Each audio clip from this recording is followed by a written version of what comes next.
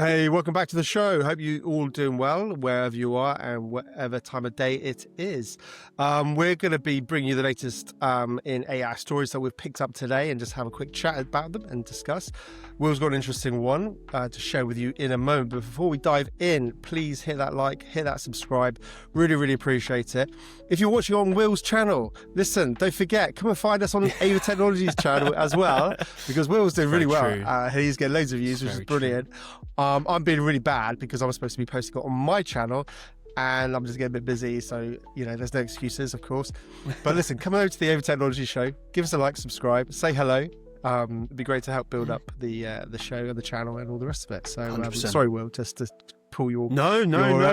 Yeah, it's over. Well, that just literally came to me as I was speaking. So I'm sorry about that. It's a good point because we were talking about it yesterday and time gets away with me. It's very easy to record one of these, quickly edit it and just drag and drop it in, and we're saying we need to create some differentiation between the channels, which we will do obviously as these channels grow and we have more time to do so.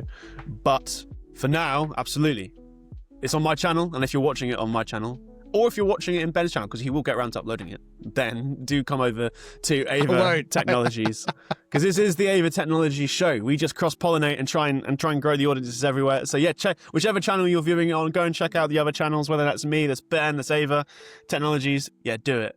And yeah, you ready to jump into the story? Let's do it. Let me share my screen as always.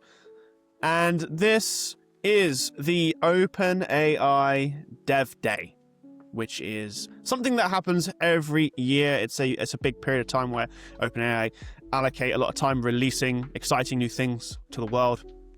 And this is no different. They've got a lot of things on the table. You can see old Sam Altman here doing his opening keynote. And I'll scroll right on past that and I'll get to what they have announced. And obviously we've talked about Sora 2, however they've just released it as an API, so that's less interesting. Codex we've talked about, GPT-5 we've talked about. But these two we have not, which is apps in ChatGPT and AgentKit. So let me go into the apps in ChatGPT, because I think this is the most interesting one. And I'll let this video just run for a little bit as I talk. What you can see here is that in ChatGPT, you can mention apps, as you saw. For example, there you have a bunch of different ones. Spotify is just showing, and you can ask these apps, and it directly connects these apps to get answers that are better. It's a new way of interacting with these applications, and I'll get to my point in a second. But yeah, this is quite interesting. We're seeing Zillow here directly integrated into ChatGPT.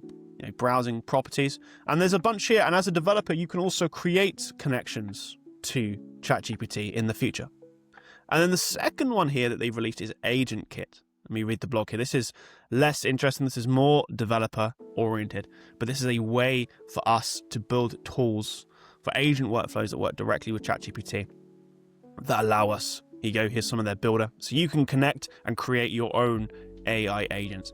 And what I'll do is I'll go back and go to the top, because these animations are pretty nice, and I will stop sharing my screen. And I think the point here, the really interesting point here, is that OpenAI are going really all in on how we interact with software. We've spoken about it at length on the show, as well as just in our personal time when we're working together, about how we think the future of interacting with software is going to be through agent workflows, where you chat in, you can interact with software through natural language. You can ask an agent to go off and do things, and it will then go and interact with another service and come back to you with the result. And I think what we're literally watching in real time is OpenAI agreeing with that sentiment and rolling out these new ways of interacting with software. I think where we fundamentally disagree is that they think it's going to be on their centralized OpenAI platform, whereas I believe the future, and I know you do, and what we're also making bets on, is that this will be local software that you can, or there'll be an option for local software to run and do the same thing. But I think the takeaway, and what's really interesting to me, is to have a big company like OpenAI affirm that vision, or at least what I perceive to be affirming the vision of how we interact with software in the future. Yeah, it's really interesting, Will. I think there's so many, elements to sort of pick out from these sort of sort of from this direction that we're sort of seeing unfold in front of us. First, I mean, one that just springs to mind is, and we've talked about it, and we know this is happening. You know, it's and you've mentioned it just then. It's going to change the way we interact with the internet, and we interact with looking for things and research and buying products, and obviously it's going to impact big players like Google. We all went on Google to find everything that we needed, and clearly that's a play. That OpenAI are trying to sort of capture.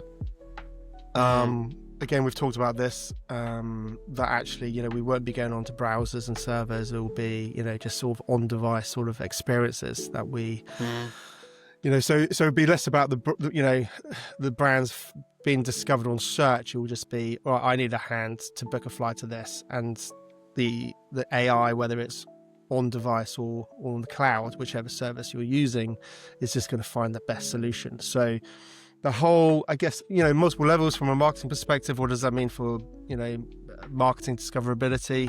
There's huge implications. That thing that you mentioned about that dev tool, that to me jumps out to me as this is the new SEO. Yeah. If you 100%. Want your business, your product to be discovered, you need to make sure that, it has this, because guess what? If you ask OpenAI in the future or any other product provider, help me find a XXXY in my city, town or country, it'll be the ones that are integrated with this that will be discovered. And that will be even more so, I guess, when it's like local, small, niche players, micro businesses that want to, you want to find a plumber. Well, if your plumbing website is not integrated with, with this, you won't be discovered. But if it is, you'll probably be the first to be discovered. So I guess that there's that side of it in terms of the marketing side, in terms of discoverability, in terms of the way we interact and use the internet. But I think you hit on a fundamental principle and point, which was, this is, we talked about this, didn't we? Like a good few weeks back, talking about how just our experiences of using the internet will change. But you're right. I think it will be a battle between cloud providers, because it's in their interest, because people have to subscribe and all the rest of it. There's no interest in a provider providing a 100% private on-device solution. But we need to be building those things and giving people choice, because our privacy is the number one. And if you guys haven't seen the show from literally yesterday's episode, I'd highly encourage you to watch it, because that was all about privacy and our concerns for what's coming, people, government agencies snooping, enterprise snooping, all the rest of it, and using your data against you. So yeah, that's my take on it. But yeah, really interesting to see, that we're not just mad, and we're not just like blue sky thinking and futurists and just crazy talkers about sci-fi that, this is all crazy. It's all that's never going to happen. It does affirm with our thinking of what's going to happen. So that's really 100%. Interesting. I think one other point. Carry on, Will. No, ask your question. Sorry, ask your question. Yeah, I was going to say, what's your thoughts in terms of how businesses, micro businesses, are going to have to think about how they approach discoverability and things like that? Yeah, this was what I was actually going to talk about. So yeah, it's good job you asked. Yeah, my point is that I think as a business coming into this new world, as developers coming into this new world, I think we're going to have to fundamentally think about how software is built, or how your storefront is built if you're just a business owner. I think that it's better now to start thinking about building these integrations slowly, but I think really important, because I think this is clearly where it's going. Google are doing the same thing. All the big players are doing the same thing. We're thinking about doing the same thing and doing the same thing locally. There's a lot of bets being put on. This is how we interact with software. And I think you're going to see a lot of winning companies coming out in the wash if they can interact with these, if they can have their product and service link into these other, chatbots, agents, whatever you'd like to call them. If they can link in early then you're going to have a competitive advantage, because you're going to be one of the first ones that are hooked up, as you saw there. You know, in the promo video for OpenAI, you're seeing Canva in there. You're seeing, you know, Zillow. You're seeing there's various first businesses that are making moves to integrate, because they're obviously also believing in this is how people are going to find and retrieve and interact with their platforms in the future. So I think as a developer, even though they've just announced it, I think they should be thinking about how they can build these integrations now, before everyone is building integrations like this, and your product is not needed anymore, because everyone's just interacting with all software, you know, through agents. So that's my thought, is you're genuinely not going to log on to Canva, or you're not going to log on to Zillow anymore. You're going to log on to whatever service provider has the agent that can do it, and you're going to ask it questions, and the UI will change, and it will, as you saw in the video, the map for Zillow will come up, and, you know, various things that you're familiar with each platform will show, but you won't go to Zillow. You'll just go to your agent and ask questions, and it will just integrate with it. So you're going to have a first mover's advantage if you're a business that is creating that integration now, rather than in 18 months when everyone has one. Then you think, oh shit, now I've got to, no, I should probably think about doing that, you know, because everyone is interacting with it. Yeah, it's fascinating. It's a fascinating thought. It is fascinating. But you know what, Will, that really frustrates the hell out of me, is how slow like businesses are to like actually get a grip.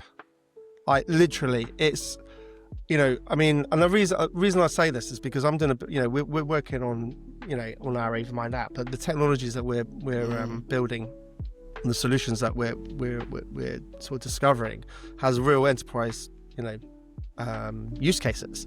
So we're testing the market in many respects and trying to speak to, you know, enterprises and businesses to see, you know, basically get market validation, you know, saying, right, this is what we think, what do you think?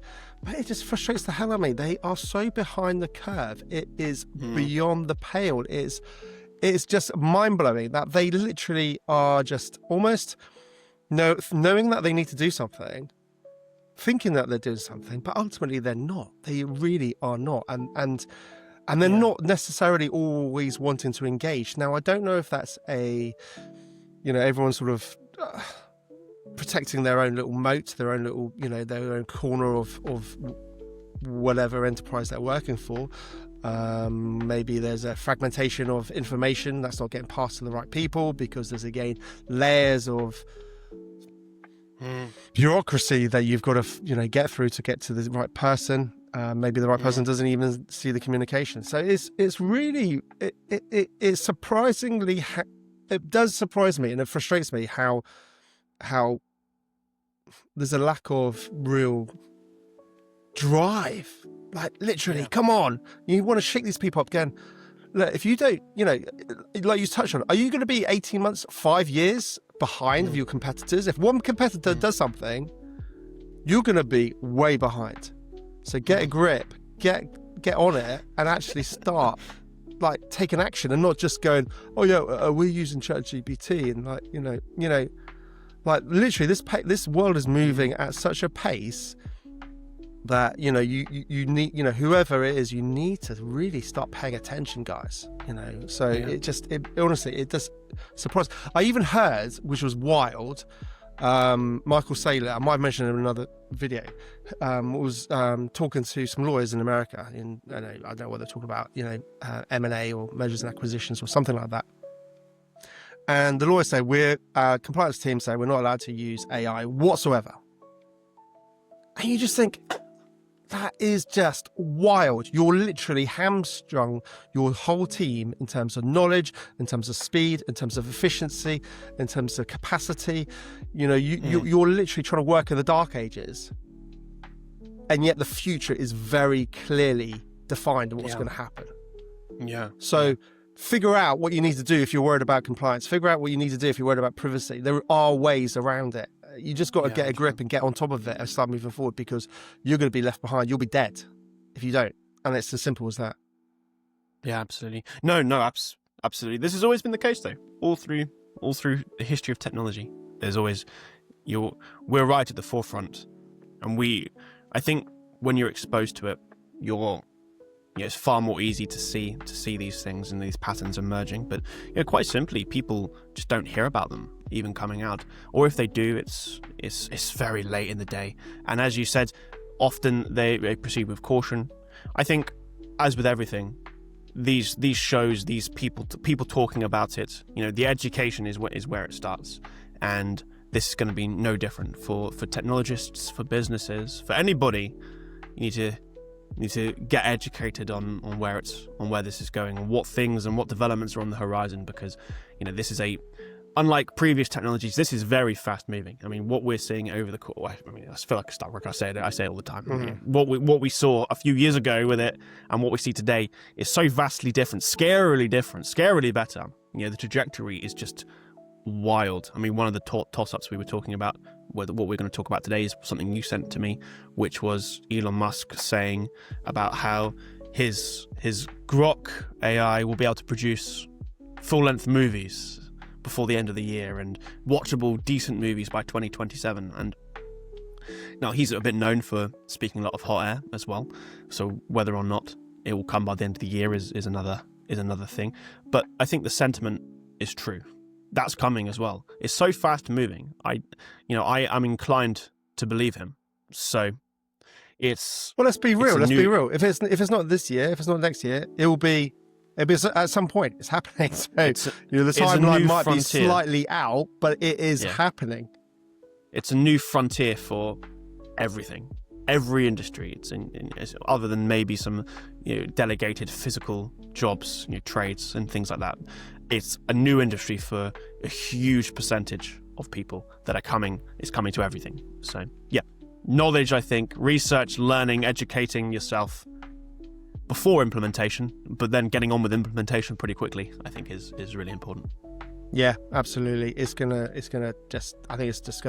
the reality is it's going to happen. A lot of people are going to get left behind, and it'll be too late. That is the way, though. That's the way with technology, and that's how companies win and they lose. You have to have winners and losers. So it's the way it happens. But be part of the winning side. On a positive note, boom. Yes, that's awesome. Well, listen, Will, anything more to add? Should we wrap it up? I'm happy to wrap it up. I think we summarized it very well. Check out the stuff on OpenAI's Dev Day. They're releasing stuff every day. It is really interesting, and it's an insight into where these companies think stuff is going. And it's fascinating. It's fascinating to watch it unfold and these new advancements coming out. 100%. Listen, guys, really appreciate if you're still here. Say hi in the comments, and let us know what you think. Let us know if there's any topics that you want us to talk about. Again, we want to engage with you, engage with our community, and build this show together. 100%. So hit the like, subscribe, and we'll see you on the next one. Take care for now. Cheers, guys.